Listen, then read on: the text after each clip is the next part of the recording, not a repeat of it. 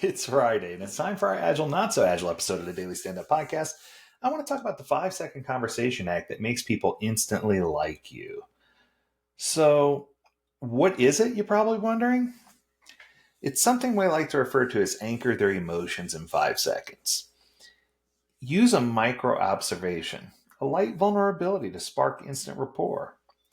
It works for several reasons. Let's give you a few of the facts behind to talk about why it works, what it is, and give you some real life examples.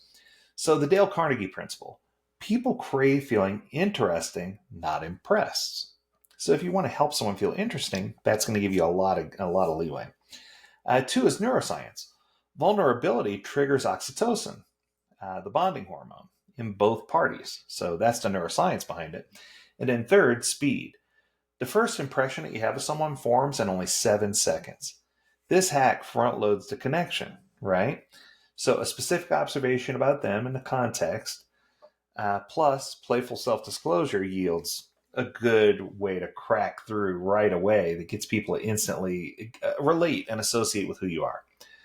So if you're at a work event, for example, and someone's standing alone, checking their phone, you might walk over and say, "I've been staring at the snack table for 10 minutes debating if pineapple belongs on pizza.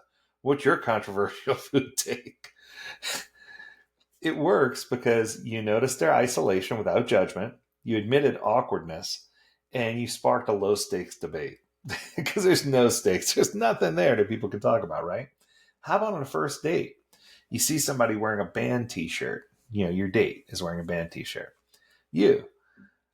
I see your band name t shirt. I saw them live once and cried during the ballad. No shame. Why it works? Because it proves you notice the details and it shares humanity, an embarrassing story that is instantly relatable to the other person. Or the stranger waiting in line. These are my favorite ones. I love doing these. Someone's waiting in line, sighing impatiently. If this line takes longer, I might start singing show tunes. Fair warning.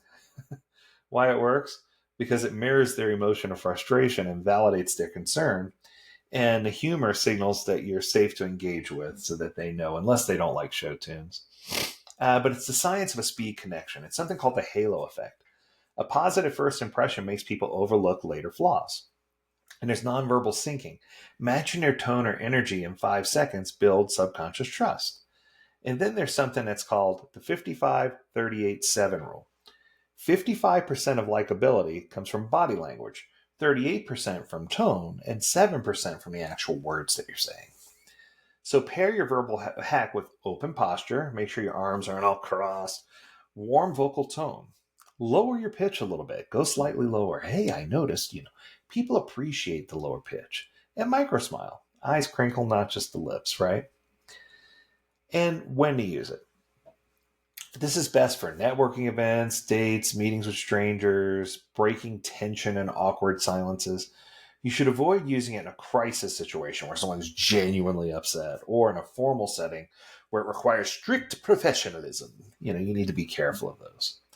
So I want to challenge you here. Pick 3 interactions today with a friend, a coworker, a barista, whoever. Use the formula: observation plus light vulnerability, and note their reaction. Did they smile longer? Did they engage more? Figure that out. So even though it may feel a little bit out of your comfort zone, what I'm trying to say is engaging with people, even if you're an introvert, isn't that hard. You just have to put yourself out there a little bit. And what I can tell you is if you do, you'll appreciate me later because you'll be way more likable and people find you way more relatable.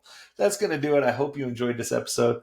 If you have a topic you want us to discuss, of course, you can reach out to me. Learn more at AgileDad.com. I'd love to hear from you. And as always, we encourage you to stay healthy, stay well, and stay agile, my friends. Until next time, or until next week, do take care. Bye now.